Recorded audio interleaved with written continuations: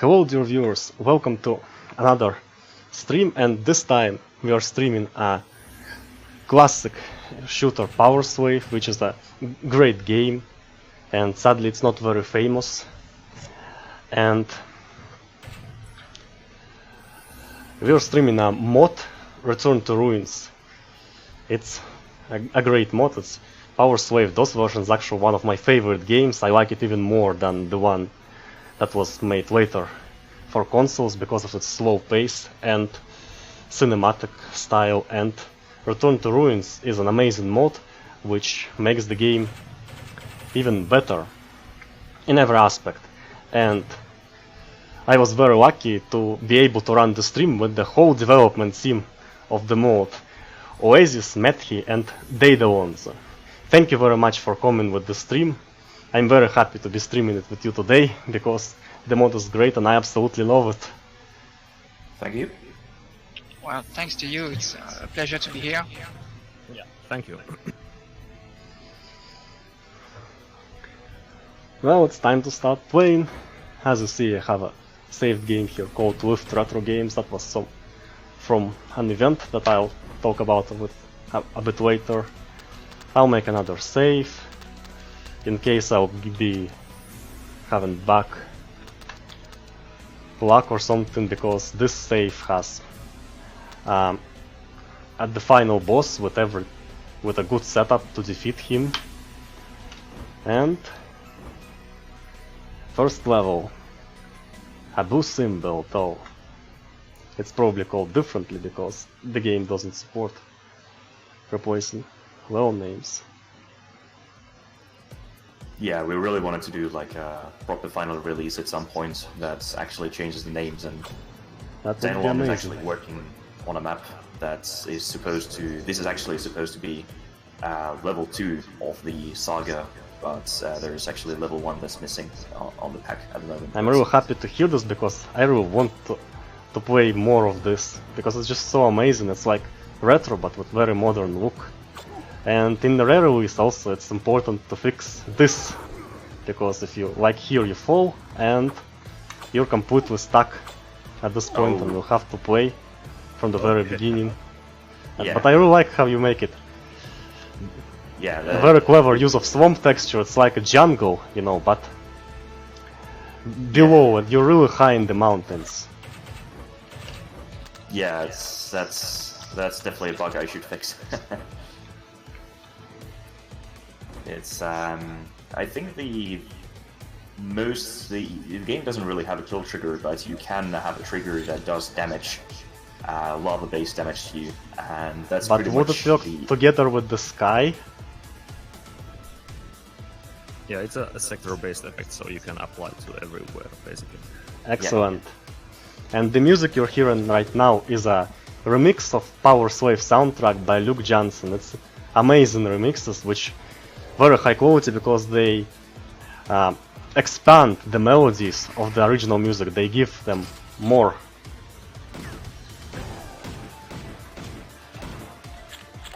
quality, more different, interesting lines. Yeah, so maybe a bit of trivia and fun facts on this map. It pretty much started like the whole map was built on a 2D pixel art style, and I started with player starts and it ended where the player pretty much ends. So everything was done in a linear fashion when I designed the map, which kind of shows in some cases, but like everything is actually in a 2D drawing first, and then I put it in the editor. Interesting.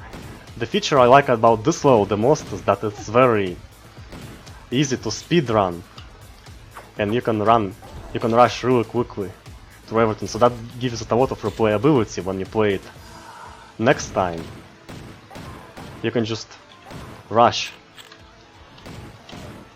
Yeah, it was a little bit hard designing a level. I still haven't completed a single level of Exhumed Powerslave in general, so when I did this level, it was pretty much Methy had the most experience, so he was just telling me, no, don't use that texture, that's meant for boss doors and whatnot. So I'm like, oh, okay, it's had a cool symbol on it, so I'm not gonna use it then.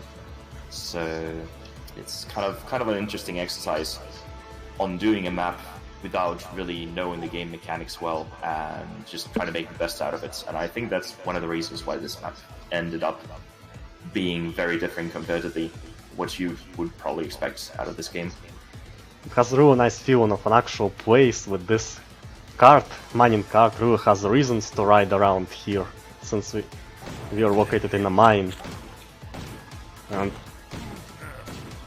yeah, that was a theme pretty early on. I kind of wanted to make a cart that would move around for a little bit longer as well, but it didn't have it, so they wanted to have something that you could ride inside, but the engine doesn't really support traveling sectors that are split into multiple parts, so that was scrapped pretty early on. Yeah, you can kind of hack it together, but it's more trouble than it's worth, basically. Yeah. Yeah, basically the interesting thing was that there was no documentation. Mapping wasn't even visually supported for the game, so we had to figure out everything on our own. exactly. Yeah, that was one of the most interesting parts, because once we had Trial and error, experiments. Yeah. Once we had the poker chip, so to say, we just like decided, all right, well, what can we actually do with these assets? And we discovered that the game actually supports slopes, even though the implementation is buggy. If you look at It's a miracle. It's a miracle because map version 6. How can slopes be there if everyone knows that they were introduced in map version 7? But no, they are there because it turned out that they were actually introduced somewhere in the middle of the updates of version 6. Yep. It really feels like an absolute miracle. It shouldn't be there, but it's here. And also, like, apparently, like, the features were generally not that well advertised to the developers, probably because they would have probably wanted to have like more money, or maybe they didn't want this to compete with Duke 3D. And this explosion effect was something that I also discovered. There's actually in the off map one of those fireball shooters that destroys one of those flaming pots. That actually is in another dimension, but since the coordinates match, it actually destroys the wall even though you don't see it in the dimension that the player is. So it's actually a really kind of a hacky, nasty trick on how to do destroying environments. Yeah, speaking of dimensions, it's actually what I really like about this game is that it gives complete illusion of 3D. When you're underwater or something, then you stay in the same place. It's not like in Duke Nukem or Blood, where you look at the map and you see that you're teleported in another area. It's totally different here. The difference is that you can do it in Duke and Blood and Shadow Warrior. You can do it, but you can lead to glitches, to teleporting glitches, like teleport the player into the other layer. But with Powerslave, you just have to have the two layers on the same coordinates. It doesn't work otherwise. Yeah, Powerslave in other words doesn't even have a teleporter effect at all. Like the only way you can actually It changes the number when of the sector when the player is located. Yes, as far as I remember. So basically, you just can flip between dimensions, so to say.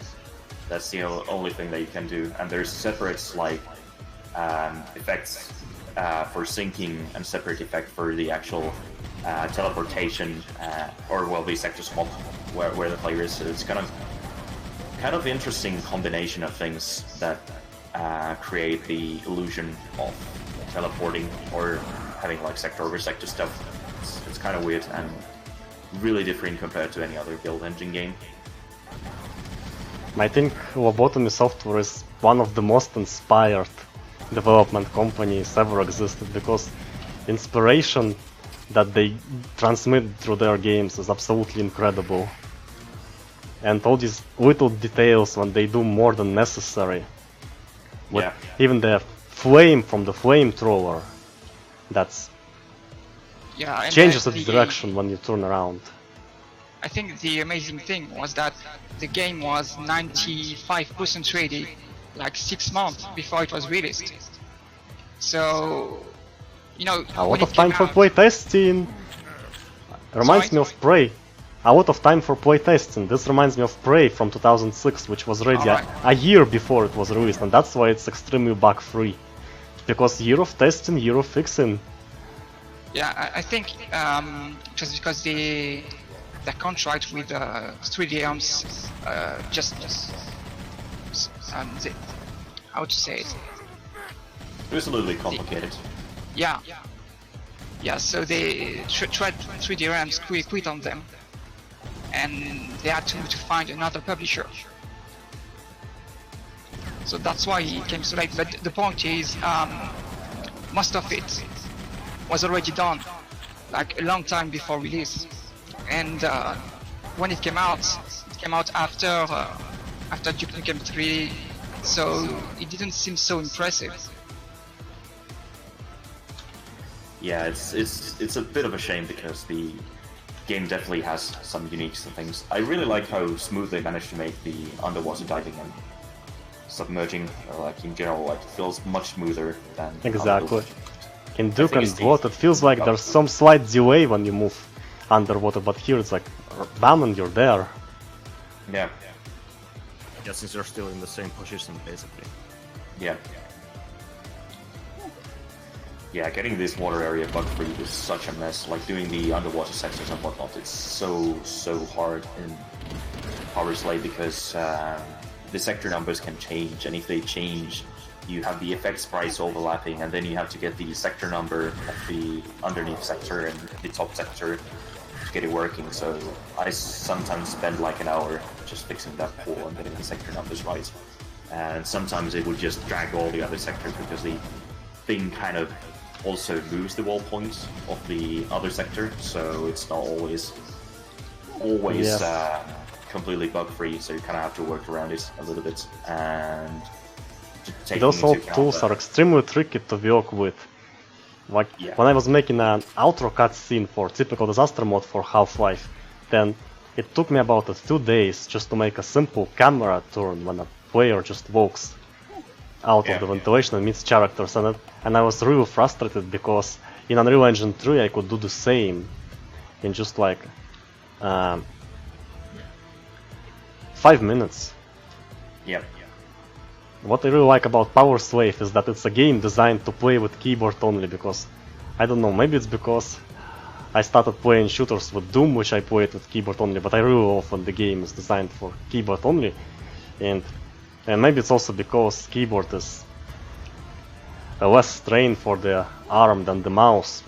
And I really like that games like that, like Duke Nukem, Manhattan Project, Brothers, Tale of Two Sons, which are designed for keyboard only and go great with that.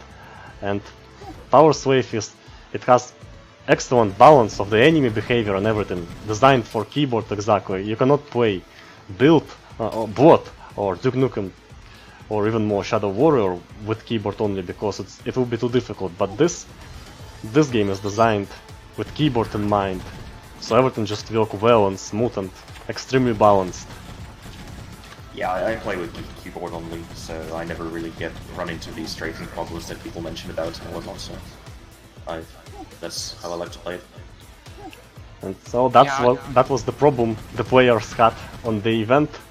I brought the game in, which you've seen at the beginning. There's a save slot with retro games. It's because there was an event, retro video games, in the center for the youth called Elevator, which is located very few steps from where I live. So I brought the game there, and people had troubles. They said how to use mouse here, because and they had troubles with jumping and everything, even though it's very easy for me, and I never thought that anyone would ever need mouse for this game. Yeah, I remember when I actually had to learn to use WSAD, moving away from keyboard to keyboard and mouse. It took me some time.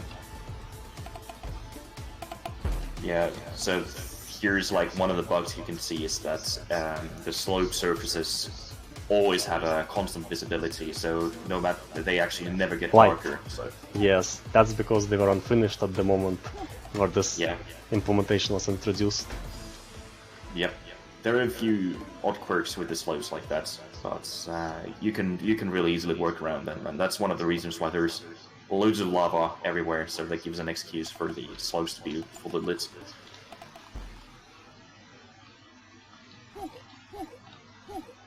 Yeah, for the slopes being in the game, I think the development team didn't receive a map editor that supported slopes, but the actual game engine they got did support slopes, so it's kind of interesting.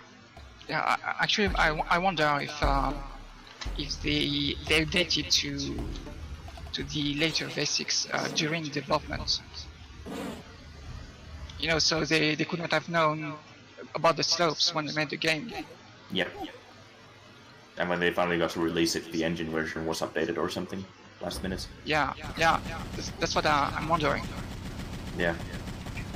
Yeah, it will also explain how the slope sectors are constant brightness. Some of these ambushes are just so petty because there's like no way to spawn enemies, so I just raise them up. And especially like the free grasshoppers, aliens that are there. There's actually a conveyor belt that pushes them outside of the cave, so it forces them to come out and kind of ambush you. Really clever.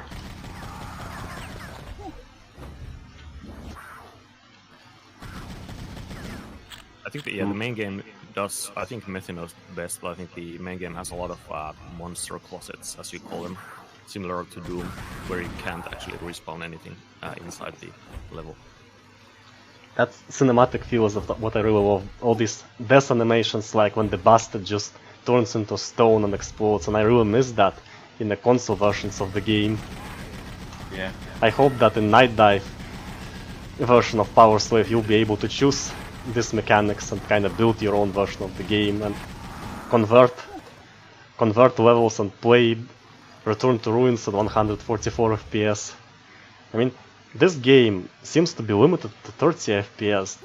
There has to be a reason for that. Maybe there are some optimization problems and they had to limit it to be smooth, because build is 120 FPS I think it can give. Yep, but it's only with the newer engines. Like the older engines had 30 FPS because of multiplayer, they limited everything, and then they had to add the interpolation, and only with the interpolation you get like smooth FPS. So everything in build runs in 30 ticks internally pretty much. Like, interesting, but I think Witchhaven has no FPS limit, first Witchhaven, and first Witchhaven I think is version 6, if I remember correctly. Yeah, and I think that Witchhaven doesn't have multiplayer either. Like, it used to be uncapped at some point. Yes, Powerslave does have multiplayer, so that's the reason. Because Yeah. there are levels after 30 or 20, I think, are multiplayer only. Because, but it's hidden multiplayer because you can only use command line parameters to launch it. It's not something you can just...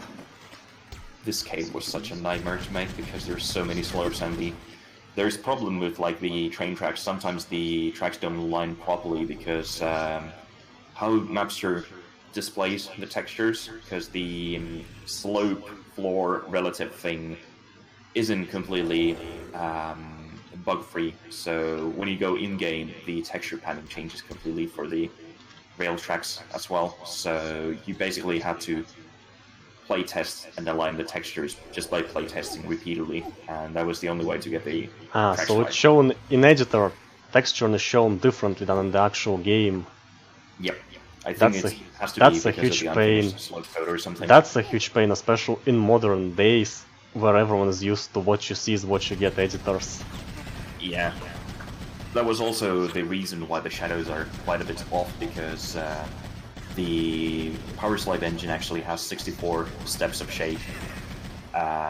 Minus 64 to plus 64 is like the range for the shade, but in other games you use minus 32 to plus 32 shade range. So whenever we shaded something, it might look like pitch black in the editor, but actually in-game the shade is a little bit dim, for example. So it was really, really hard to do shading for the maps because the shading was just completely different in editor and in-game. So that you found a good shade value and you just copy-pasted it across the map, but then you suddenly saw that there's a surface that you forgot to apply the shade value to, and you had to go back in the editor and remember, oh, it was this bit of wall still had a shading. And the game is ahead of its time, even in the small details, like the sprite and the script that's attached to the sprite are different things, which gives you the opportunity to change the how grenade looks in level editor. That pretty much wall tag. It's done through wall tag, but it really looks like a modern approach. And this reminds me how some custom maps for Shadowrun game are made, when people attach script of a chest to the guard, and as a result you can pickpocket this guard or loot his body when he's dead, which was never in the original game, but possible thanks to this attachment. Yeah. There was originally there was supposed to be more stuff that appeared here that was supposed to be like the I had a really stupidly clever, kind of didn't work out in the end, way to get the magma monster. It was supposed to spawn slightly to the right, and there was kind of a train. It was put on a train, the sprite that actually makes the enemy spawn, and the train would move the sprite around. But there was a problem that it caused the triggers to not trigger properly every now and then, so that had to be cut.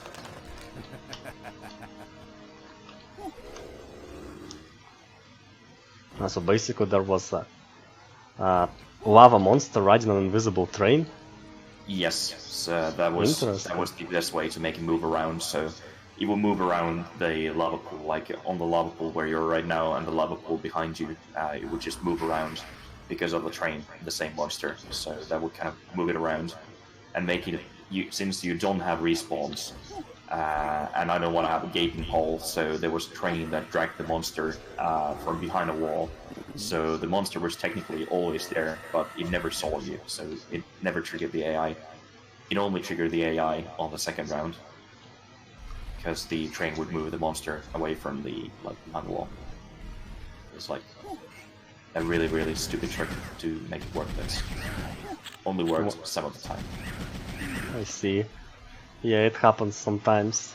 It's sad when a lot of experimentation leads to just dropping the idea.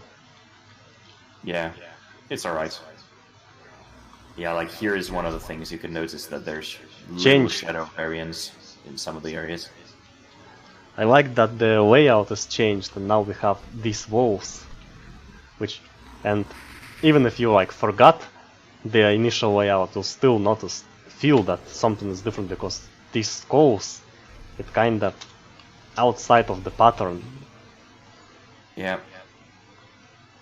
Yeah, I wanted to give a little bit more spin to the second round. And there's a tiny thing where the Cobra stuff, there's the pedestal, and that pedestal is actually one thing that's done with it's done with a really weird slope trick that allows impossible angles on the slopes.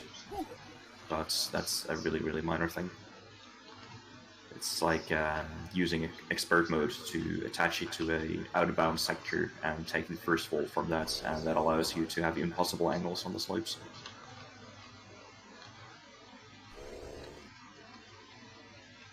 Yeah, there's a lot of tricks in the mod. We were kind of experimenting with how far you can push the engine. Yeah.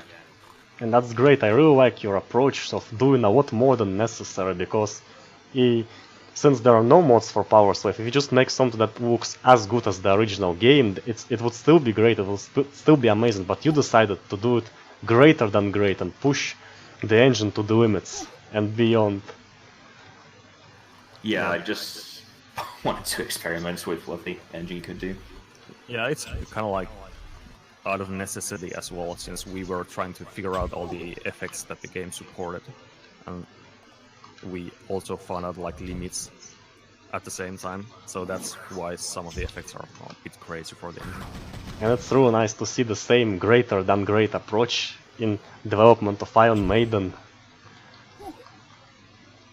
Yeah, that's also finally a testbed to put all the effects to a rest, where so many ideas, and it's basically the thing with Iron Maiden approach, I guess, is that most of the effects just enable low-level control of a lot of the things, are just really tweakable effects, and the rest is up to the mapper to mess around with, so you can actually get some really nice results. And this sector over sector area here took a lot of time to get right, but I'm quite happy with it. But it's the most impressive thing I've ever seen in a build game, because it's absolutely convincing illusion of having real 3D. It's best to show through the window that you can jump out. And you will see that this location is actually a corridor under the ceiling of the cave. Something that seems to be completely impossible to do with build. Yeah, it's... But it is here and it's working. Just look. Is this the right window? Yeah, it seems that way. So, you approach this window, then you jump out of it, and what you see next is... you are just right there. So it's like a multi-world or something. It's absolutely unbelievable.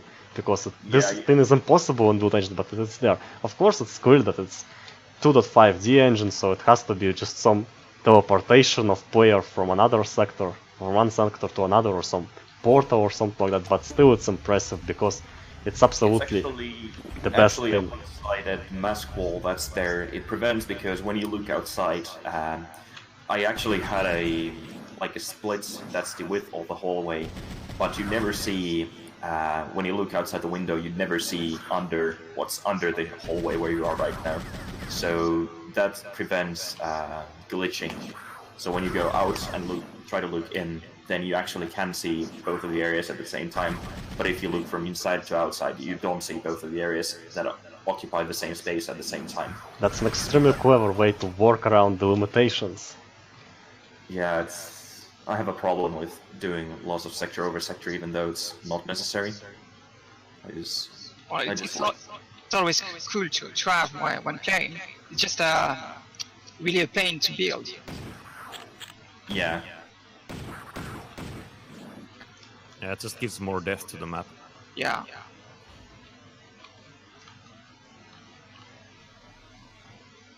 Yeah, that's one of the sucky things about these teleporting enemies, is that it makes the map stand out, because it looks like you've done something completely impossible, and like slopes are already look like something impossible, but then you just put it even further by these windows and this corridor. Yeah, I'm surprised the engine didn't just combust on fire doing this.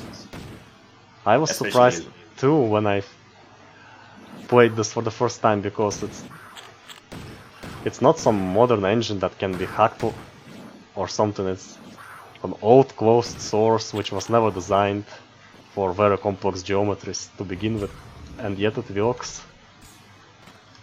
Yeah. Got the arrow shooter trap there.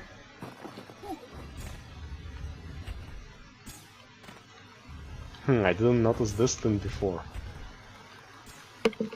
Yeah, it's you can actually tie the arrow shooters to a wall, and they start shooting only when the wall is open. That's also an effect that's in the engine. It's kind of funny or fun to map for the game anyway, since all of the effects work so differently from like 3D.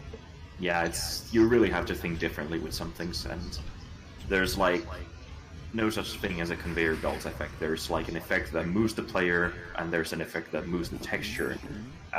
So everything kind of has to be done separately in bits. Yeah. So all these different canals we traveled through in the game, they only look the same as conveyor belts, but under the hood, completely different processes. Yeah.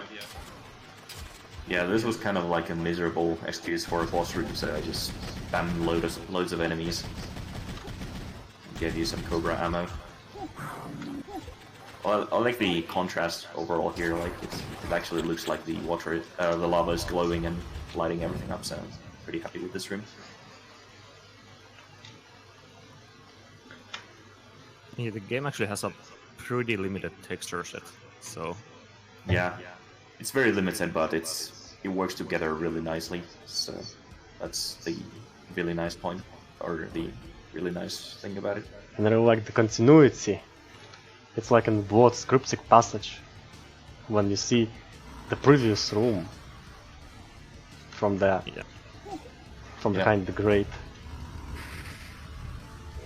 Yeah, similarly how the first level here starts with the spider web, though the actual first level is still unreleased.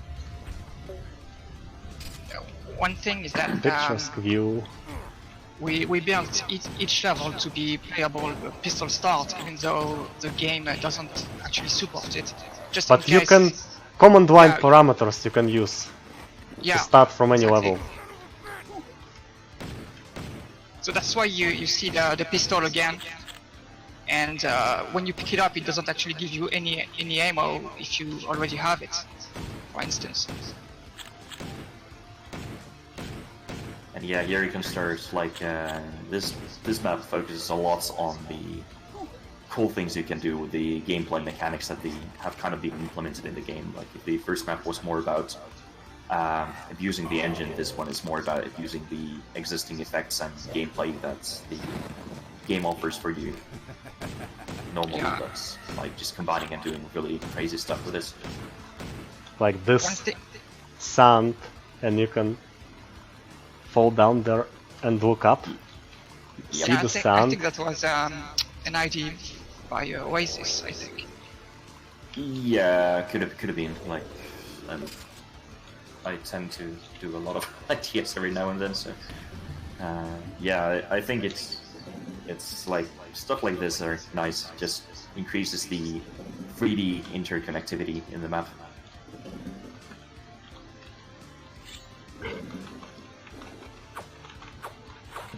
Yeah, but the stacking of the effects is kind of interesting also to work with the engine, because all of the effects are separated, so you can do all kinds of weird stuff that I think the developers didn't even think about. Yeah, they depend on top of each other and sometimes result in weird things as well. Yeah, like in Duke 3D, you cannot stack multiple effects, unless there's like 2 cases where you can, but generally you can't. So in Exhumed, it's really fun to mess around with the effects. Most of them stack pretty nicely, so you can get a lot of interesting things done. Yeah, one thing I liked in the original game was how dynamic the levels were. Like you always had walls moving, or the ceiling moving, showing a new area. So that's why I tried to do with this map inside the temple. Try to push that concept. Yeah, this is clearly like you have more experience with the base game than I do, and it clearly shows like it's a lot of the concepts make a little bit more sense on this. The Where the sand, first map, the sand, all these things with the sand, like rooms that get filled with the sand, and this, when you can jump down to the sand, you look at this and think, how could the original developers never thought about this? Because it fits the game so well. yeah, that's the cool thing about this map. It's just, I think it's just pushes what the effects themselves can do, gameplay-wise and transformations and whatnot. So it actually feels like a kind of like a puzzly temple, or like, which is what it is. Dangerous Egyptian temple with traps and mysteries and treasures. All the fun.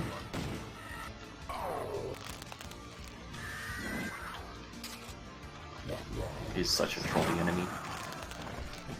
And it's really nice mechanic that it gives you strong attack but also makes you weak and vulnerable because you are moving slow, and it can be at any time and it has to force you to adjust your tactics for it. Yep.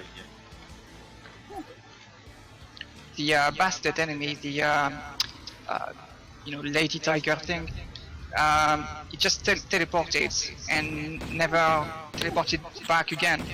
That's the glitch in this room. I can't figure out. Sometimes it happens like this. It disappears and she never reappears again. Interesting. Yeah. There are quite a few things we never managed to really figure out completely, but we just decided to roll with it because we had something cool and just wanted to show off.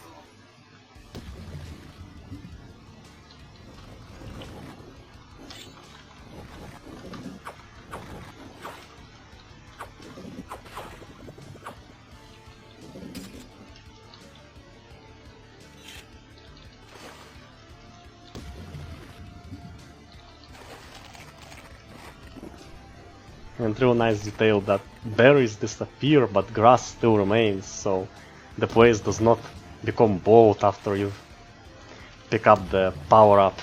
And it's really great to see that developers thought even about these small things that no one else really thought about. I'm not even sure if that's in the console version. Yeah, no, it's not. I don't think it's there. At least I didn't see it in Exhumed HD, so it shouldn't be there. Yeah, it's just spheres, like the blue and red spheres in the console version. Yeah, here's a bit of another example of an area that's kind of like the shading is maybe a little bit lacking because of the tools just being really hard. So it's once you start shading an area, it's loads of trial and error to get it right. Yeah, we try to account for that in the tools that we released, but it's still pretty bad.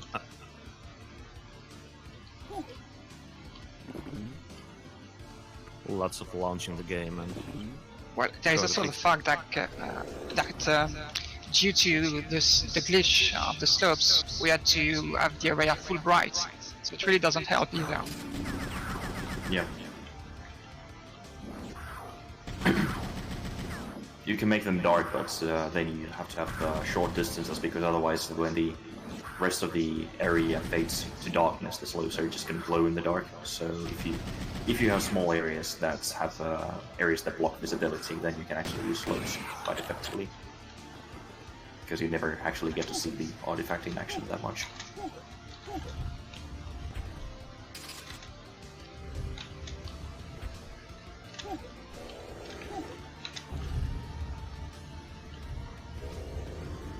And now the area transforms completely. Yeah. What's the most stunning in Strife and Powerslave actually, it's what you least expect is that if the floor moves down revealing something. I don't know, that was the most stunning for me in these games, because that's what I least expect. Like wall moves and ceiling moves, that's something that not as surprising as floor moves and there's some pit you can jump into. Especially if it's like in the water and to the waterfall. I don't know why, but that's how it is for me. Yeah, I think like this kind of transformation thing I really enjoy. It's applaud Methy for having the patience getting those right, because it's not easy. Well, I wanted to do more actually, but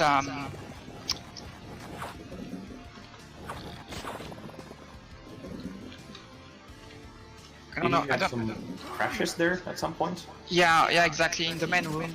So I wasn't never really sure what caused the crash. I think it was the sector water area, underwater area.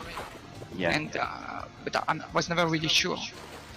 Yeah, that's one problem you have with mapping for this game, is that when you push the limits, there are certain cases where the game gets unstable, and you actually have to reconsider. Like, I think the boss fights I had with Magma Monster, that was something I removed because the game got really unstable as well. I remember like crashing like every 6th run or something like that. It would just crash all of a sudden. That was weird. Oh, they're in such harmony with this statue. Mm-hmm.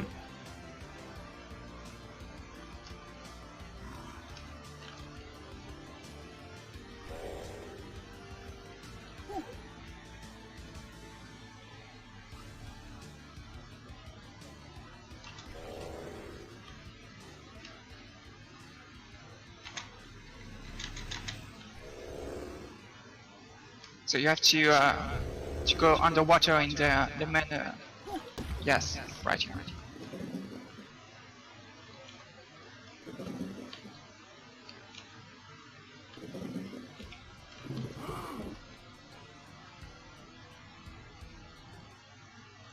It's nice. Sonic the Hedgehog bubbles. They are extremely useful. And now you can see excellent feedback to the player that shows that there's a staircase on the top.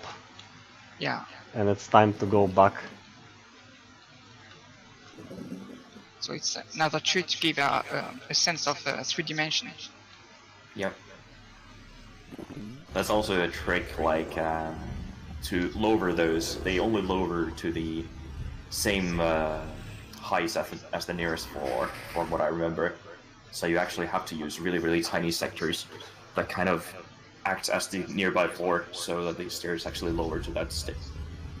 If you look at the stairs really closely, you'll see that there's actually really tiny helper sectors that kind of force.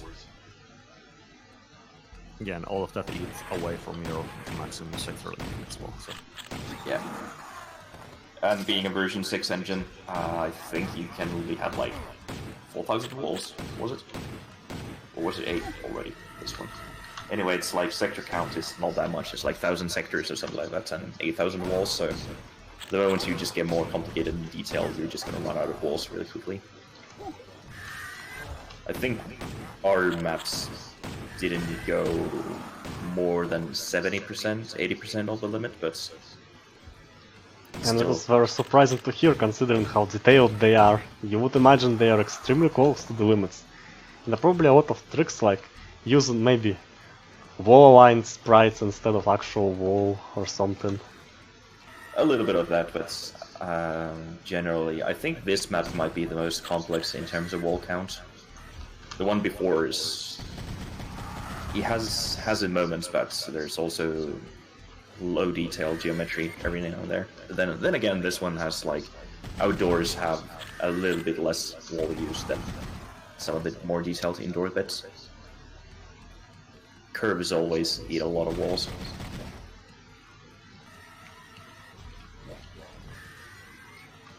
Yeah, I think this is a nice puzzle. Was it like Yes, when we discovered that you could move the walls around, you just immediately came up with this puzzle or something? Yeah. The puzzle looks Actually, confusing, I really but not too confusing. So it's really perfect Yeah, balance. it took a lot of time to get it right. At first, it was a lot more complicated, but I was told, it was just too confusing because you couldn't see what was going on when you pressed the switches. So I tried to change it so that whenever you press a switch, you always see what happens. Yeah, I think that's a key thing with these kind of things, because it just gets really complicated and you kind of get lost because everything looks kind of the same overall. Oh, you talked about orbs in console versions of the game. I remember how they work in console. I just managed to remember it. They have health orbs and weapon power orbs. Yeah. One gives you health and another gives you ammunition for your weapon. So you take it right from the enemies. And there are also small orbs and big orbs for that. Speaking of orbs, so that's actually one of the very few use cases where you actually see the engine use transparency. Like, it's strange that they never bothered making transparent water, transparent fire, or anything. Like, the orbs are actually transparent, unlike pretty much everything else in the game. There are some levels which have custom user maps which have transparent water, but it's just a floor-aligned sprite with a generic floor texture that actually has a sector marked as water that you cannot swim under. So it's a trick. But there's no transparent water like in Shadow Warrior that can allow you to see two sectors at once. Yeah, the original game has just like I think one wall that uses one mask wall that uses transparency in level 20, and that's it. Yeah, the beta had a transparent curtain or something, but they just ditched it. Oh no, wait, it was the transparent curtain was in a secret, but the beta had the UFO beam or something, wasn't it? Mm-hmm. Interesting. I remember the demo version allowed you to look up really high. So high that it glitched severely because, it's perspective. It's perspective twist and it's not actually looking up. Yep. Because lines, they remain vertical when you look up or down. And you only don't see it glitching too much because it doesn't allow you to look too much up and down. Mm-hmm.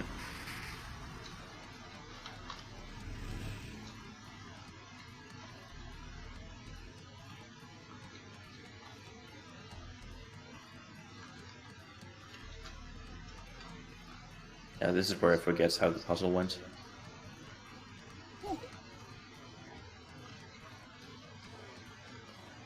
Would you like some help for this puzzle? Yes. All right. Okay. Go back inside the prison.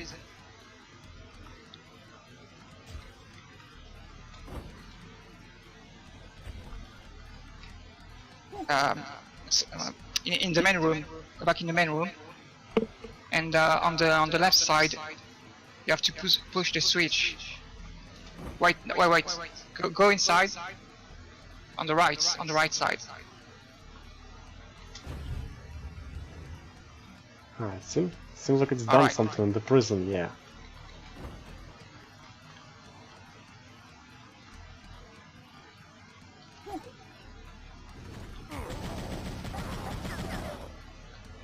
Thank you. And now there's a bit of alien. Actually, you know, since third level ends with the alien ship, I would really interested to see what would be your take on Powerslave's alien content. What can you do with it? Because in these games, alien ships look really interesting and amazing, like in Strife, in Powerslave, in Duke Nukem, and with your greater than great approach, I'm really curious to see if and how you'll manage to take it even further. Yeah, I think it would be an interesting idea to revisit. We first need to just complete Iron Maiden though. Otherwise, we're gonna get screened at if we take on side projects like this. I mean, we were already working on Iron Maiden when we made this. Methy wasn't still part of the team, but he's now. A glitch. I was moving there, but something blocked me. Yeah, I think it would be interesting to see if we can abuse the alien stuff for something interesting later down the line.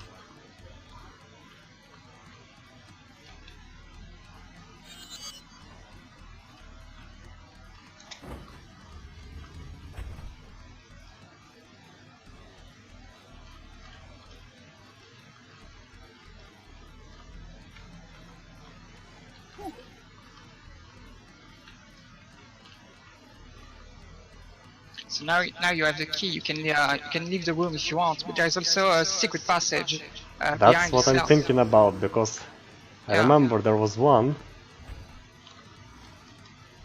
Oh.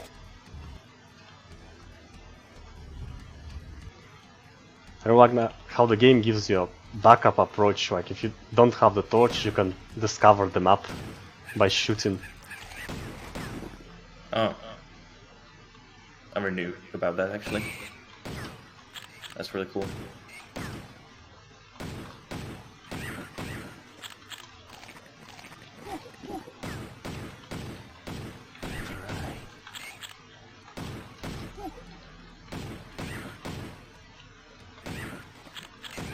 Did you actually have the torch here? Yeah. Yes, I did Which you pick don't up know, the yeah. torch. I might even use it if I get completely lost. Yeah, That's one the of the secret. secret But places. it's not the last, it's something else left to be found here. Here it is. And I remember this one to be easier to find than the extra life. It's a shame the game doesn't have a secret places counter. So you never really know Yeah. Yeah, it if is a you shame. found everything. I don't Yeah, know, that's probably like- that would break its cinematic style and make it look more gamey. Yeah, it's still usually good for gameplay, so you know you're not going to the right way, so it's a lot like a bonus area. Well, yes. But, well, when you open some secret walls, you already feel you're not going to the right area to complete the game, unless you're playing something like Cyclones or Hexen, where you absolutely have to use these secret doors. I really love how bricks spawn when walls break. That makes the game look even better than Duke Nukem and Blood and Shadow Warrior and everything like that, because they never did. Yeah, they spawn some scrap, but it disappears. So Yeah. yeah, I think for the secret Disappearing stuff, things are unrealistic. And it's really sad that in modern games, dead bodies of enemies are disappearing. Which is why I really like how in Steelstorm, Burning Retribution, dead enemies stay on the level, because that makes the game look like old school, and it's really nice how it's done with modern ideas connected with ideas from the past, such as life counter, which is similar how Powerslave work. Like Steelstorm has life counter, but it's more like resources to rebuild your ship, so it's just a respawn counter. You don't lose your progress when you die.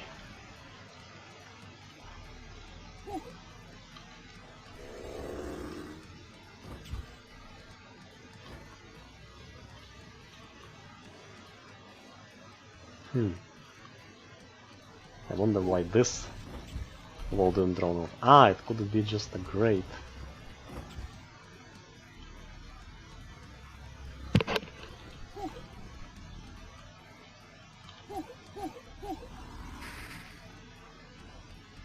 yeah, but the secrets, I think the main game as well has a lot of confusing areas where you're not sure if it's a secret or not. A lot of like puzzles and stuff like that. Yeah.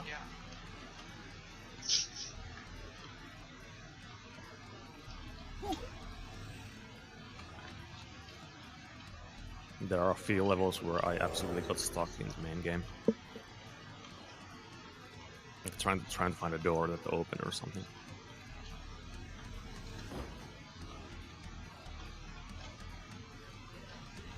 One level that I never completed is the last level, because this idea to complete it in 20 minutes is just so off, and you cannot accept it after getting used to the main game, which is about slow exploration.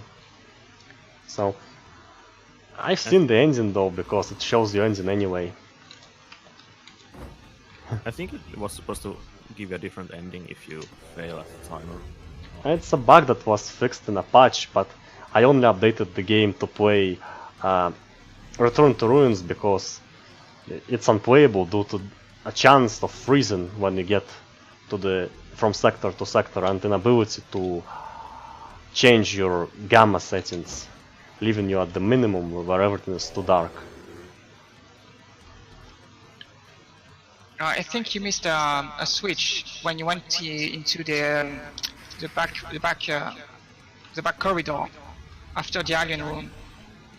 You get inside this prison cell, and there is a switch there.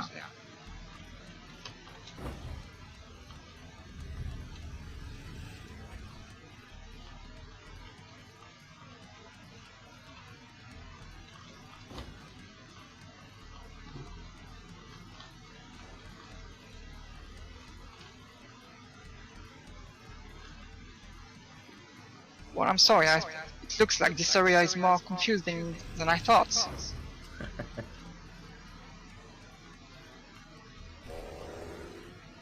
Well, it's a good thing you made Switching it prison easy. cell. I don't remember any. I think I had a look into prison cells. It's like the path to the door gets closed from here, so it should be opened from here. Just some switch is missing.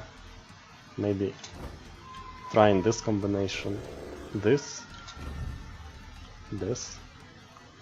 or maybe something else.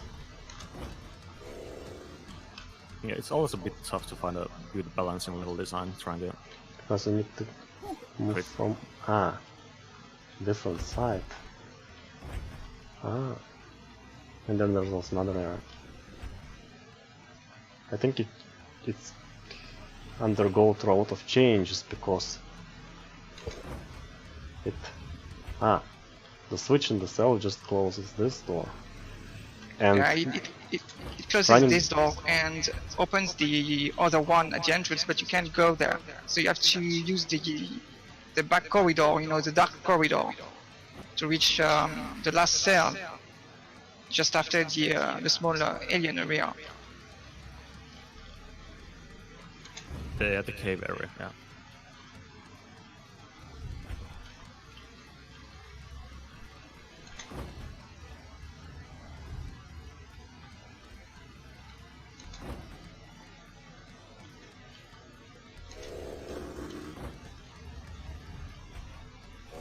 Maybe there's a switch which opens this or something. No. There was an entrance like here. So Yeah, these yeah, but switches, you can- how I remember, they closed something here, so there must be a combination of these switches that will open it back.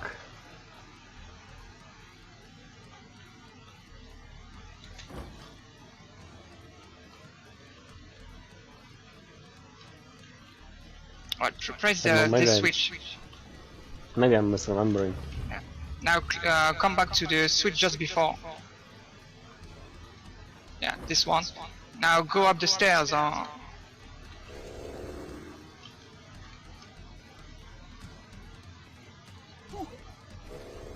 right. Now use the path to go to the cave.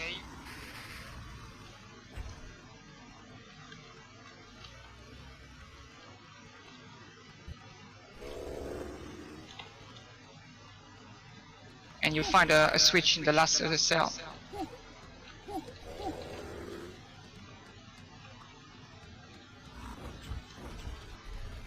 Now this is strange because it gives absolute and complete impression that if you close this somehow to these switches, then they will be able to open it back.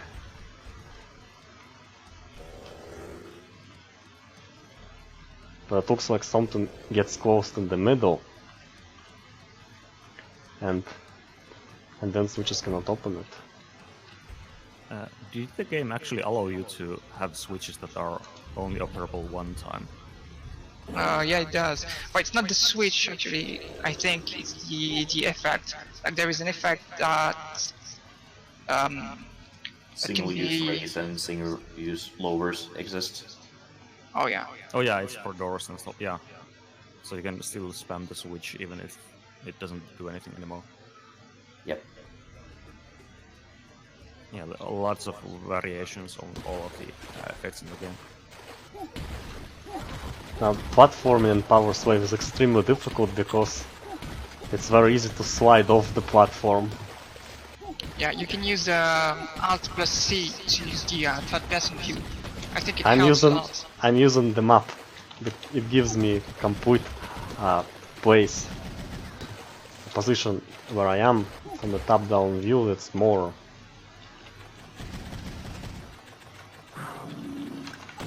precise than the one you can get if you just look around.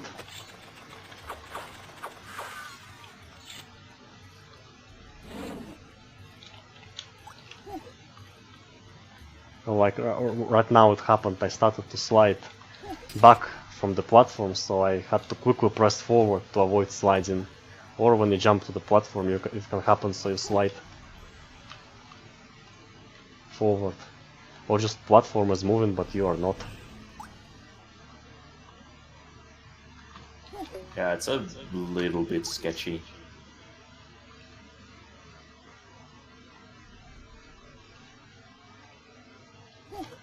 And here we have an illusion of 3D using sprites. Yeah.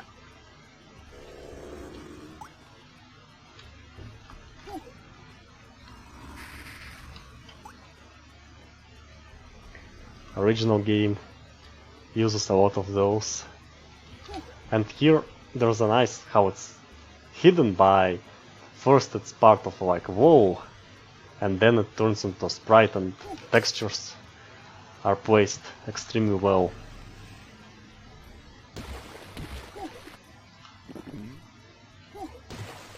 Yeah, it's kind of classic sector over sector stuff.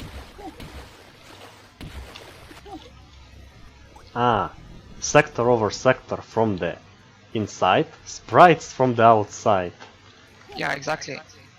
So sprites are hiding the glitches.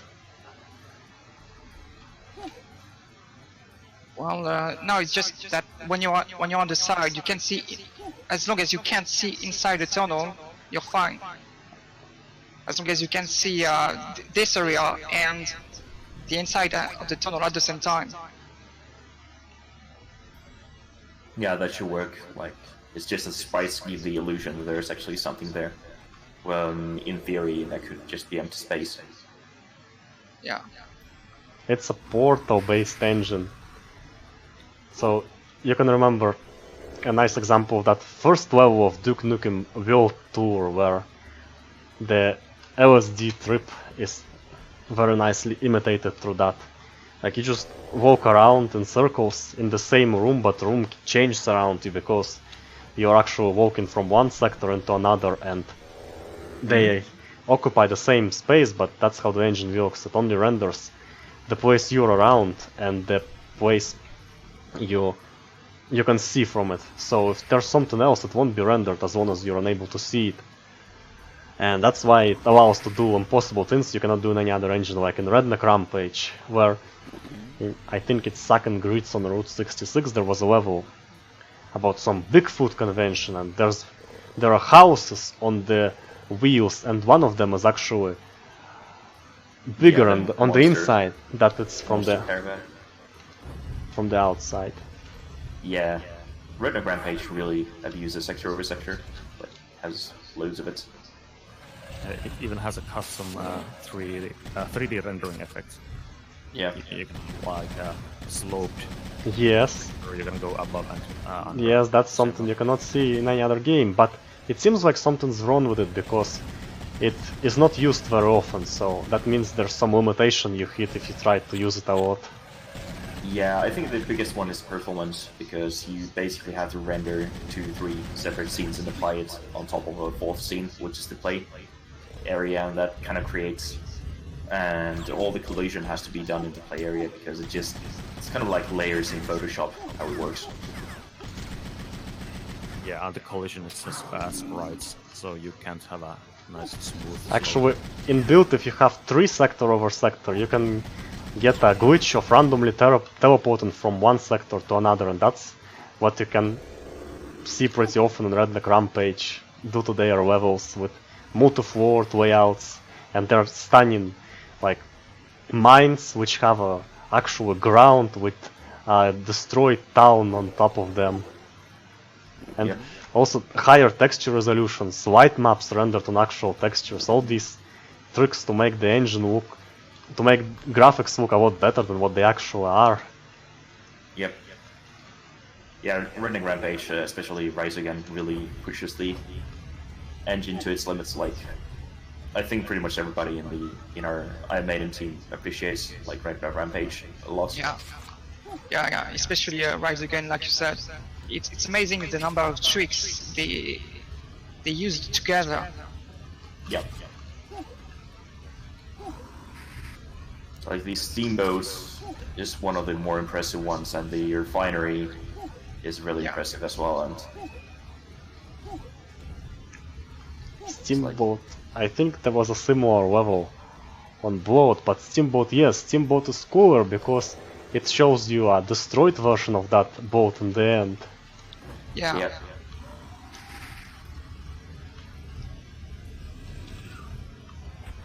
These are great days for Bloat fans now, thankfully, due to Bloat GDX.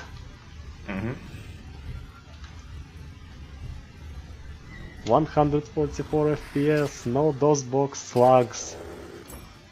Though this game holds real well in DOSBox as long as you have maximum Powerslave, I mean maximum 100% cycles, because there's something about this game that some areas require low CPU cycles to work lag-free and others require high CPU cycles, so at max cycles you're the best because it automatically adjusts them for each area and you get more or less smooth gameplay with only some frame rate drops in the most detailed sectors. But there will be a glitch that the game will freeze when scrolling the map and you need to work around it by alt-tabbing out of DOSBox, because it apparently does the calculations wrong, and alt-tab when the processing priority is decreased is what leads to correct calculation. Yep.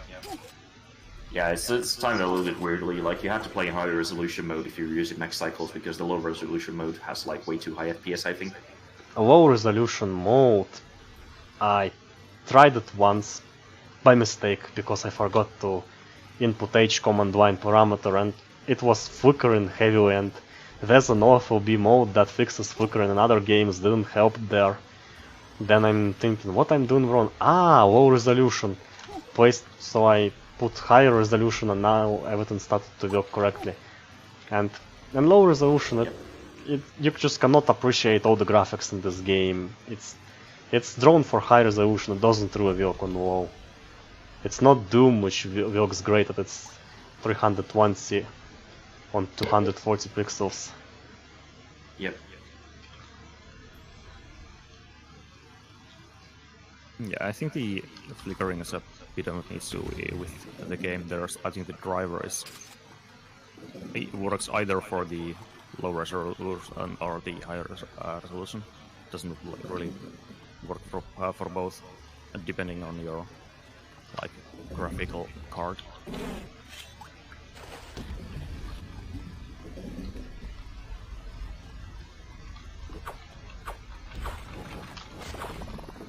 Maybe it had something to do with because in that folder of the game, something with it, I broke something with it and I don't remember how and why, but it started to crash. After every few minutes it crashes with divide by 0, so I just created another folder of the game. Yeah, I think you can tweak it a bit with DOSBox settings, but it's still not like 100% reliable.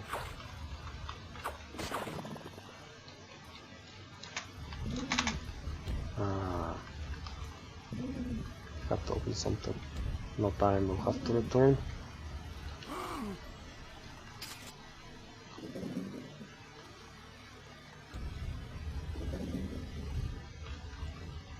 Another switch.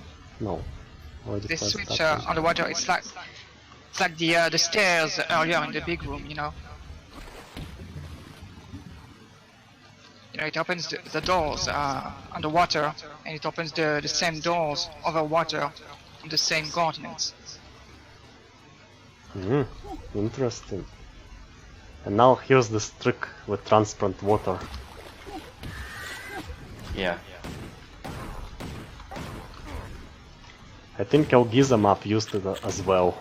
Like the one first ever made Powerslave custom map. Yeah, I still need to try that someday. It's very short, so it will not take much of your time. Yeah.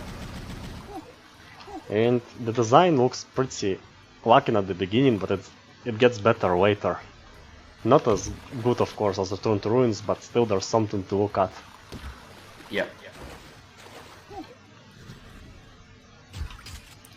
Yeah, that's something I really wish that you had in Duke as well, is to have the water surface, despite being just using sprites. The problem is that you cannot have a separate attribute for depth, for example. This bird looks odd. Oh.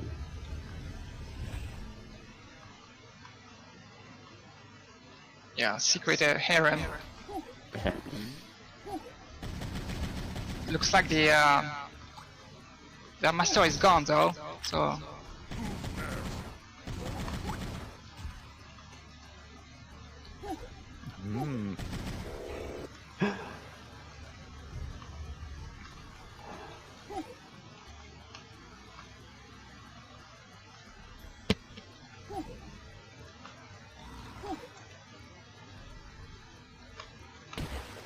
And transparent waterfall is also looking nice.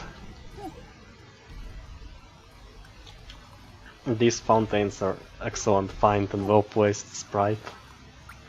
They really fit the area. And nice central focal point.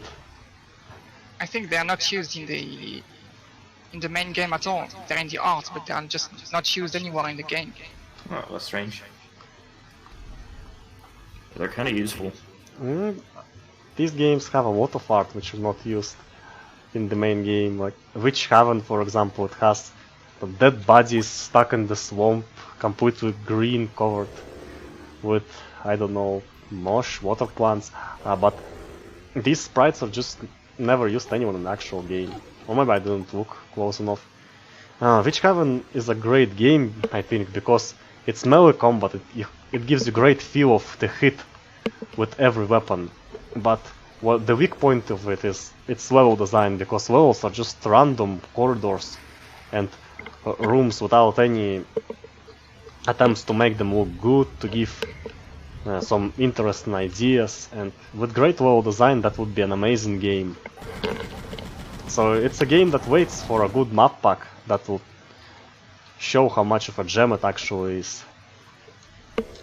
There is something I've been talking with Jarmo as well, just documenting other build games as well, like Witch Haven and Tech War mapping, for example. Witch Haven and Tech War have their source codes released and tools released, so they should be easier to work with than Powerslave. Yeah, definitely.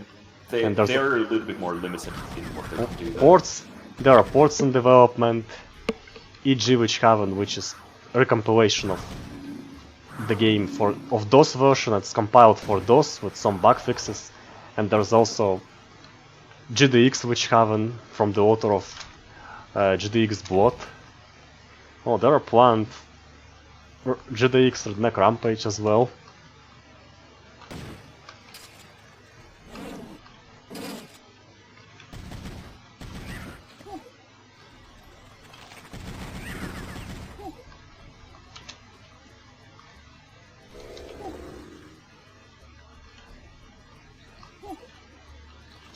Redneck Rampage, unlike other build games, it's clearly seen that it's based off Duke Nukem, because many things are just tweaked versions of Duke items, tweak Duke character movement.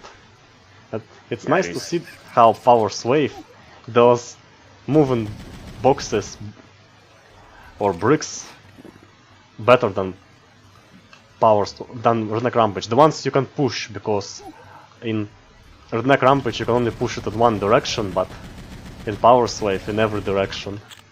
Yep. Yeah, and they're really slow, really rampage. It takes forever to just push a box. Yeah. Yeah, I don't think they even use it more than once in the Nut House map. Yeah, really limited use. I think in Rise Again they also use it in the refinery level. And that's pretty much it. Yeah, you can even sequence break that one, so...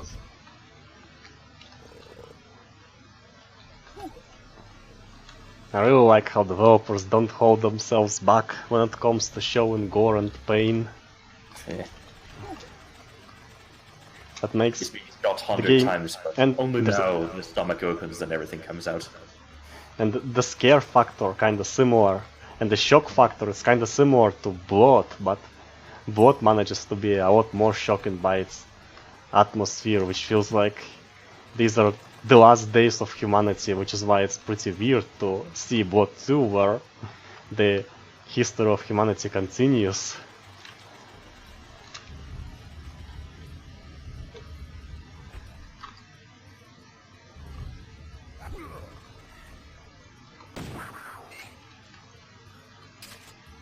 And here's that room I was talking about earlier, when the sand, that's going to be filled with sand. Yeah, if I remember correctly, for the windows that are going to open on the side, I used a sector an effect that wasn't used in the original game either. We actually found a few effects that are in the game but which weren't used.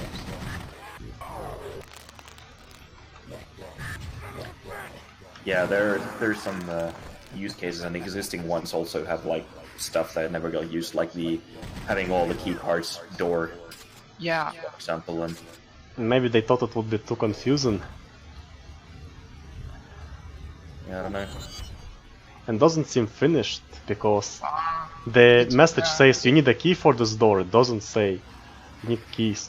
Oh, strange. The windows really are strange. glitched for some reason. It happens sometimes. It's a rare one. It's supposed to open. Yes, it's supposed to open, and you will see basically like a waterfall but made of sand. And there are black areas you cannot enter. Maybe It's I a should have pretty achieved rare- an effect not in the game after all. It's a pretty rare glitch because I Yeah. never seen it before, only now. I've only seen it once, and now Probably so it's second time. damnation of live streaming that everybody's talking about. Yeah. I think all the levels were tested with exhumed instead of Powerslave. Yeah, Yeah. it is Powerslave. Exhumed Because has executable, it depends on executable. If you see Powerslave logo, it's Powerslave because it has graphics for both Powerslave and exhumed, and the logo it shows to you, it's the version of executable based on that.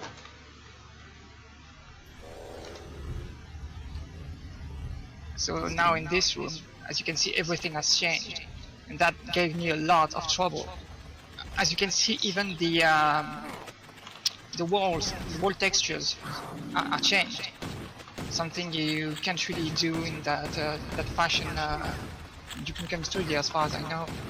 Yep. And what I did here is that the switches, the way switches work in the game, is that you can use any texture, and when you press it, the game switches to the next texture. Mm. So all these walls are actually switches, except you can't press them. But you have to pick a pair of textures because it switches to next texture, not to the Yeah. texture you can assign. Yes, it's very limited. But if the developers made these, maybe they made pairs of textures as well. Well, I think they only really used it for the switches. It's just Ah. I thought I could use it like this. It's amazing how sometimes players take things for granted, but how much work it requires on the developer's part, especially when the engine is old and you have to rely on tricks and workarounds to really accomplish something unique. Yeah, that's something I said a couple of days ago, like with build engine. It's all smoke and mirrors, but you can only have one mirror at a time, and probably the smoke is going to be glitchy as well. Well, smoke is minus FPS if you're playing in DOSBox, that's for Yeah. sure, because it's a sprite and getting close to sprites.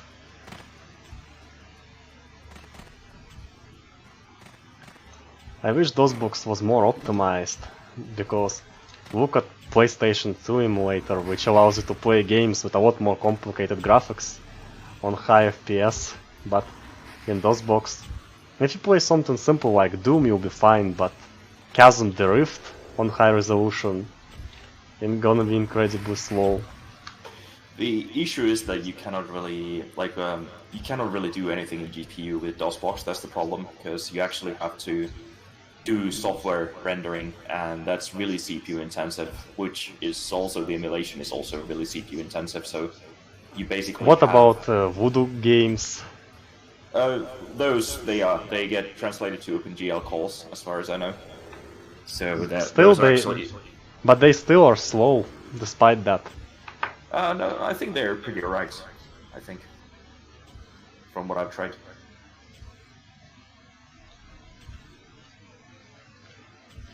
But yeah, like software rendering is super expensive on high resolution, like it doesn't scale. Because all the blitzing, everything has to be done with the CPU. It's a tricky section. Yes, extremely tricky.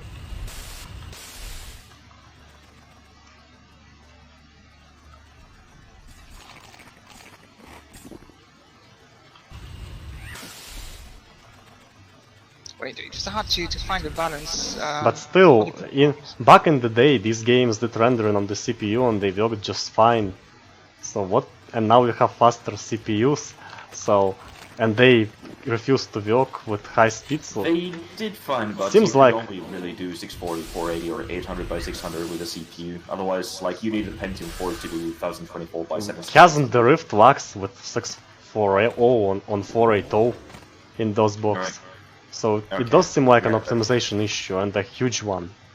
Yeah, that's definitely... Because if you play it on real hardware or on Windows XP, which can emulate those well enough for that game, then you get, on slower machine you get better frame rates, but not on DOSBox.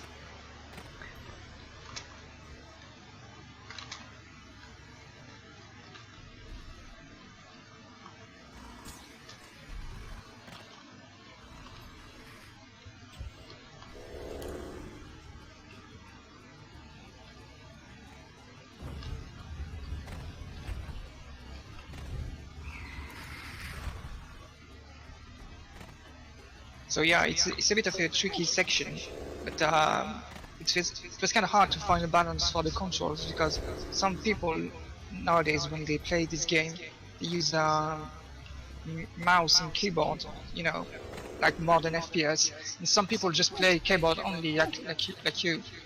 So it's hard to find a balance. Oh, now I Especially miss the map in Exhumed HD, which shows absolutely every object, not just the player. That would be useful. I could see these flame balls.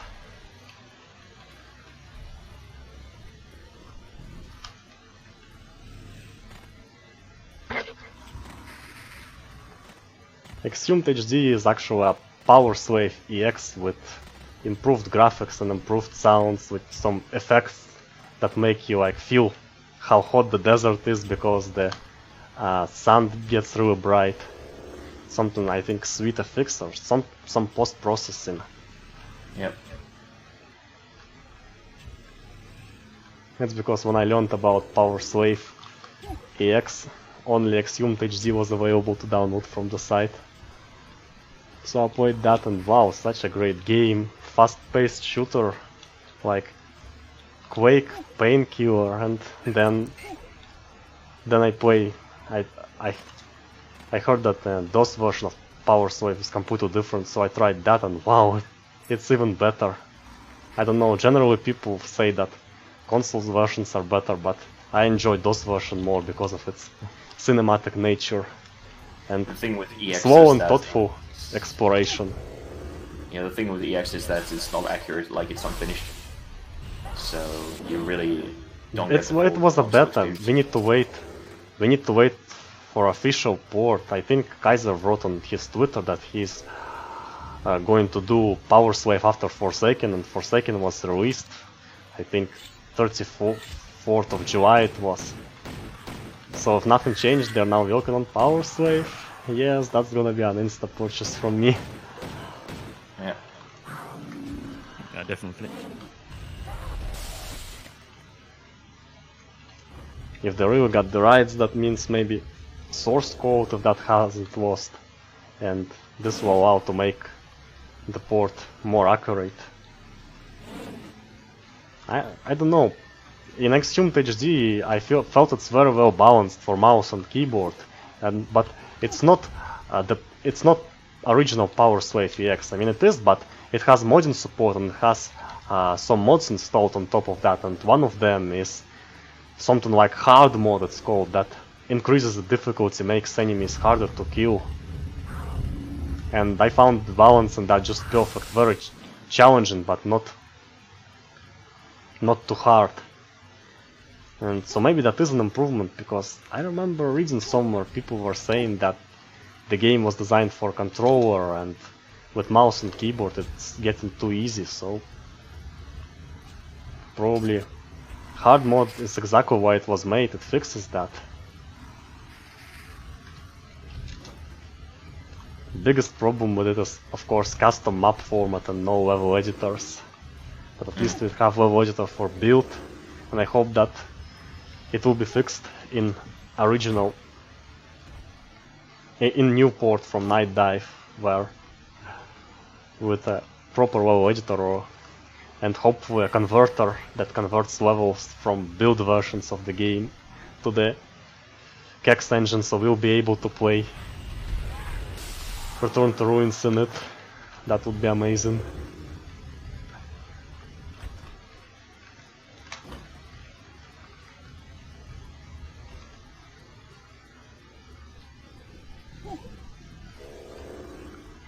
And now this part is tricky because you need to find what new has opened, but Yeah, nothing prevents you from exploring the previous area, so you can start wandering and well, get really lost. The clue was when you press the switch, it just opens up in front of you. Yeah. So it's the area upstairs. It's what's not clear, upstairs. I will admit that it's not really clear that you have to take the elevator back up.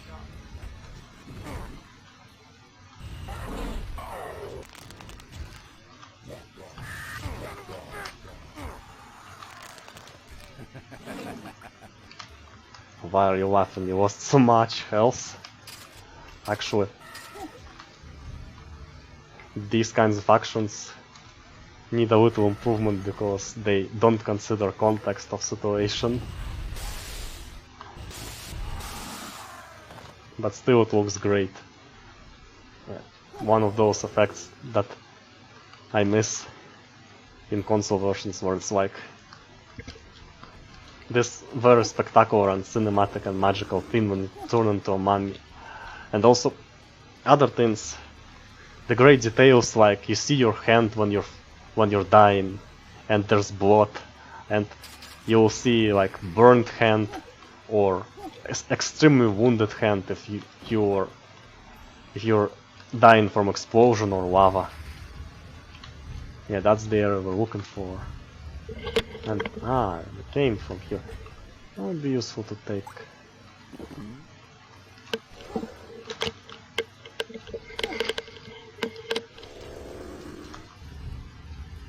Nice. So this is the last real room of the map. It's quite long actually. It's another puzzle. Yeah. Here we have to use these bricks, push them in order to reach the area, and since there's an elevator and amount of bricks is limited, it's important to find the balance, how to properly place them and use the most from what you have. And another thing is, if you like do it this way, it feels like it's not moving because you only see the brick but you don't see. But it's really nice how you can strafe. third-person view. Yes, or the map. But you can strafe when you move it, and it's more convenient because you don't have to approach it from different directions in order to move where you want it to be.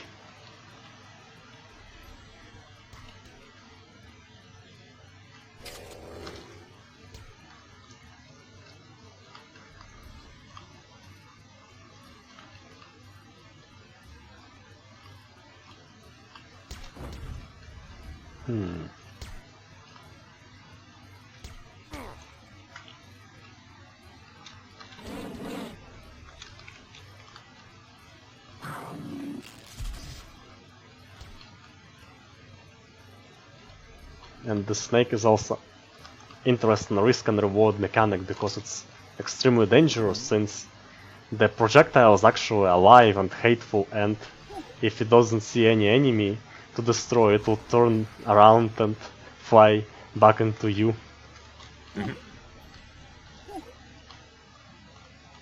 So you can use elevator to move up, and that gives the possibility to get the brick back to that part and jump here. Yeah, exactly.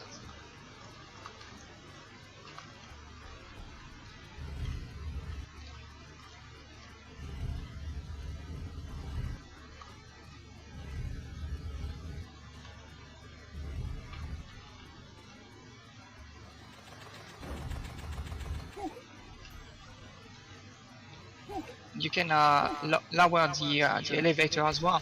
So if you miss your jump, you don't have to redo it all. That's a good idea.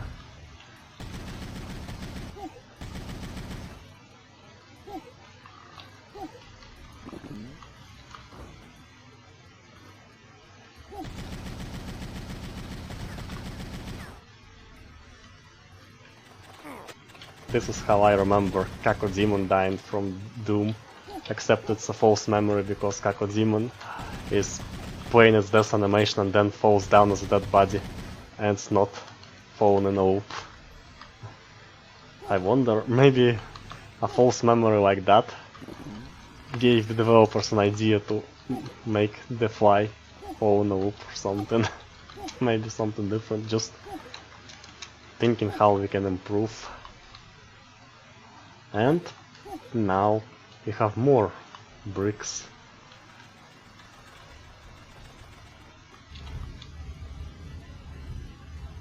Yeah, this is something the base game doesn't really use, is having actually free or more than one brick in general.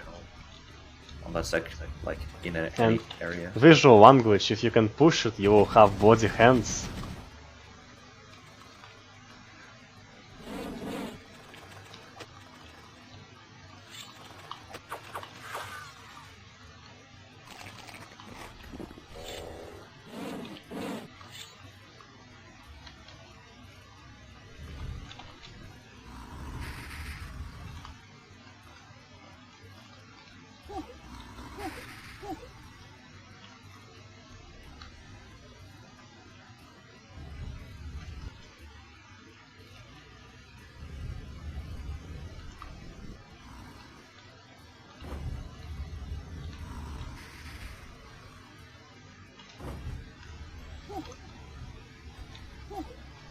And it's really nice how it's highlighting the height of where you're located on the map, increasing the feel of real 3D. That's something you cannot see in any other build engine game.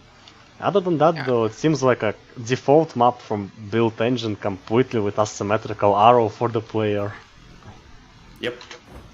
Yeah, I like the lines do change their color there. Yeah, I think it's like this menu for sector over sector as well. Yeah, it's really useful there. This version still doesn't have a textured map. It came a little bit later on build engine.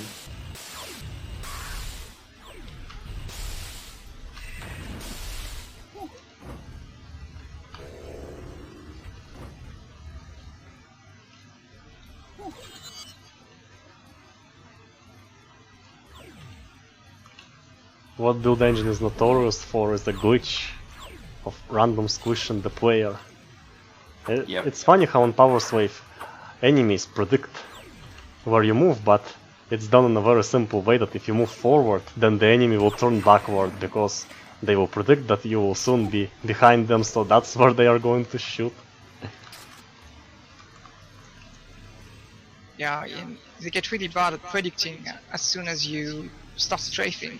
So when you use modern controls, they really do all kind of funny things.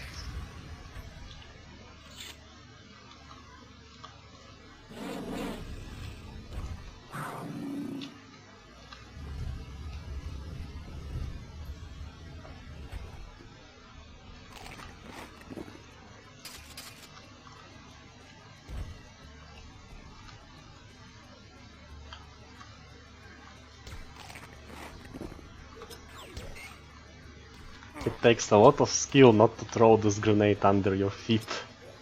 Yeah. Yeah, it takes a lot of getting used to.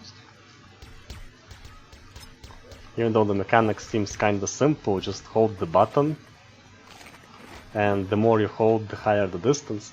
But still, especially today with stuff like Gears of War, which shows you exactly where the grenade is going to fly.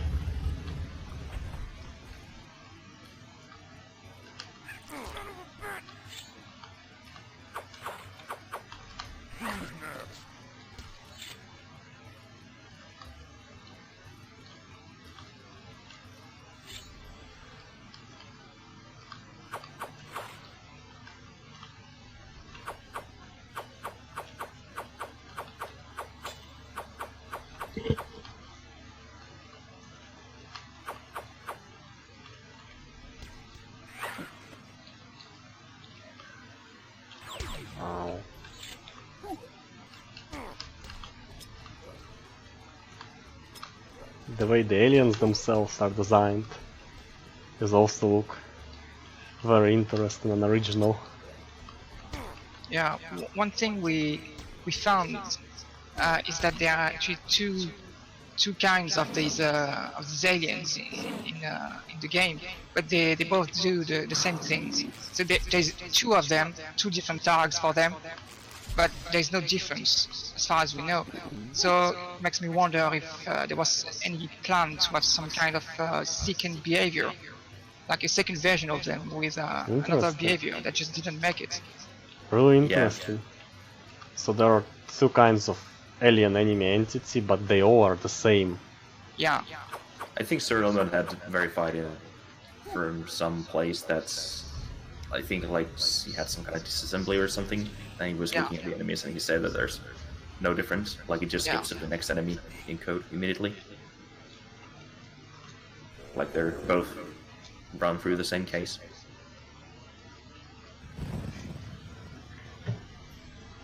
Now it's time for the boss level.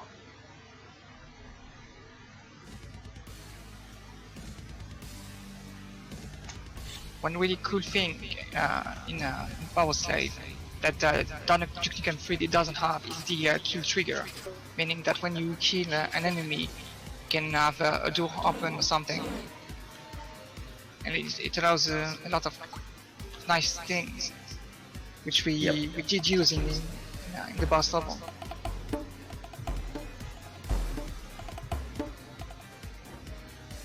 Thankfully, we fixed that in Iron Maiden. Yeah. Yeah, I think there's a lot of things actually from Exhumed that ended up in Iron Maiden. Yep. Well, you know what's funny is Shadow Warrior also has a kill trigger. But as far as I know, it's not documented. Yeah, it's in the original game, but when I made a map for it, couldn't find it anywhere in the documents. So yeah, the first map was by me and the second map was by Methy, and this one was kind of a collaboration between all three of us.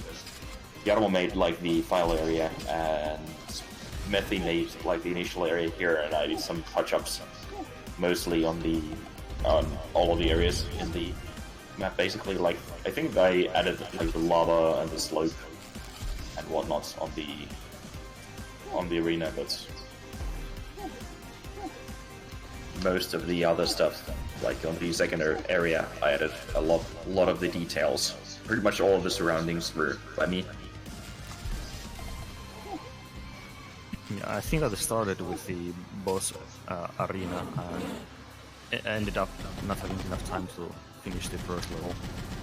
Yep. Yeah, like the last area, like this is split into like an A part and B part. Before it used to be only the B part, and then this A part was added. Like when you drop down, that's like where the map used to stop before. Yeah, I think it was supposed to be the other way around original. You beat the D part first, and then you rise up to a new arena. Yeah, that was the original idea. Just couldn't. I don't think we found a way to do it. Yeah, I think we just made the B part first, and then kind of just added the A part because it was just convenient that way. Like this way around. But yeah, But the way that it's unexpectedly continuous when you're confident that the level is going to end is really something you don't expect, and when it happens actually, it just makes you really amazed. Whoa, this one had so many souls.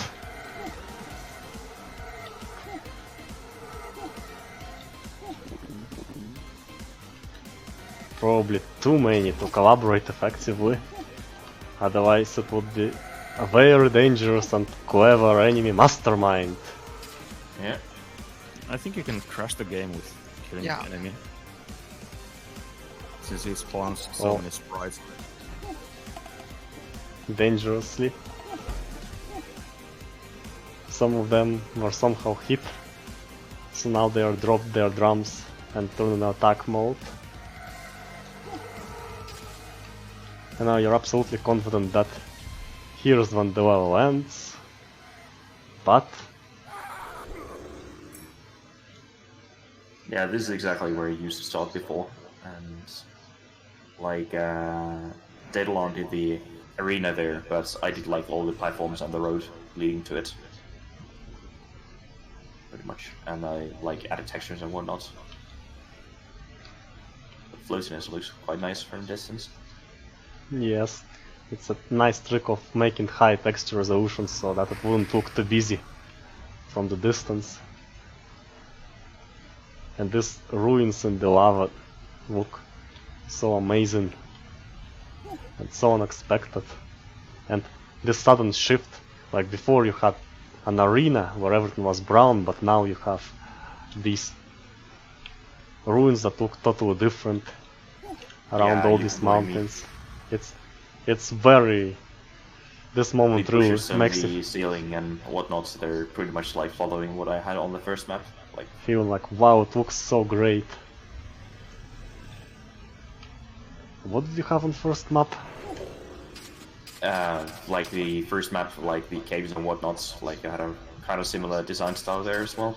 Ah, So I you see. can kind of spot With the rocks. similarity. But this is different because it makes you feeling that the area is bigger than what you can actually see, because you have behind the waterfalls there's Yep. something, lava falls, and then right there there's a whole cave which you cannot explore because of the lava, but Yep. it is present, so it gives a feeling of being a bigger world, not just some place designed to kill enemies where there's nothing around. Yep. I think Methy, you added this secret here, like the platforming. Yeah. Yeah. It's a nice break. And Daedalon pretty much just did like the scripting and the inside the arena itself, like this road, and from here it's like Yarmos sector work. Daedalon's, that is, like the explosion and the bits floating away. I think I added the explosion, but the bits floating away, that's like what used to be there. Yeah, I think Matthew fixed it a bit. Originally, Yeah. Yeah, but it was your idea, I think, in the first place. You started Yeah. them, I think. Well, so yeah, it's a collaboration, this entire map. Yeah. Yeah, the idea was to have the arena shrink even more when you're fighting and basically make it harder as you go.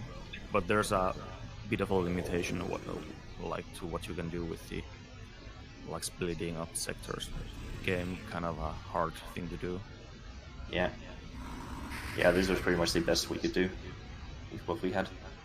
Yeah, I think we... It again looks amazing because that's not something you expect to happen, and yet it fits the location very nice because it's decaying and everything. It is. Yeah. So you don't expect it to happen, and it happens, and you're like, yes, it makes a lot of sense. It also has its use. It's useful, I mean, gameplay-wise as well. So you can backtrack and try to snipe the boss from a greater distance.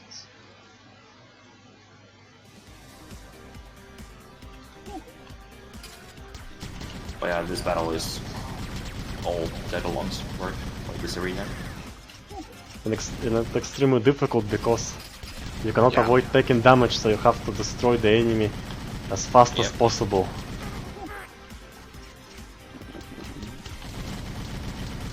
There is a way to avoid taking damage, I think, but it's really tricky. So you have to take cover and well, actually you killed it pretty fast anyway. So Thanks to increased weapon power up, and that so many spiders. It's a very scary moment in the original game because you don't expect that to happen, and here you have more than that. Also, this boss and two bosses at the same time, and it works well. And the arena, nice feeling of continuity with previous arena because it's again with circular and with brown colors. I think I did the explosion there, where you see the explosions happening when the second boss comes out. yeah, So it's a bit tricky to pull off, but it works. And that's the alien ship I was talking about, and this creature is coming from alien ship. Yeah. Yeah, they tend to do that.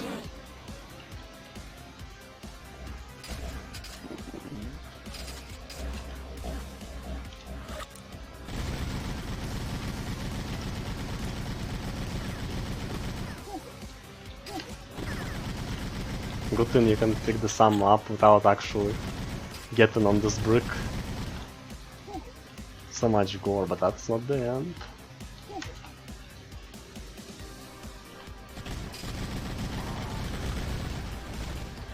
Again, unexpected and dangerous thing.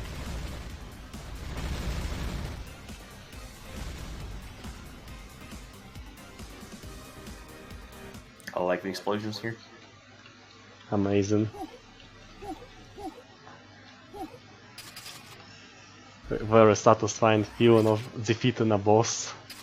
And especially when you play this for the first time, it feels a lot more hard and dangerous. You will lose a few lives, and then that makes that even more rewarding. Yeah, it's a tough challenge. Yep.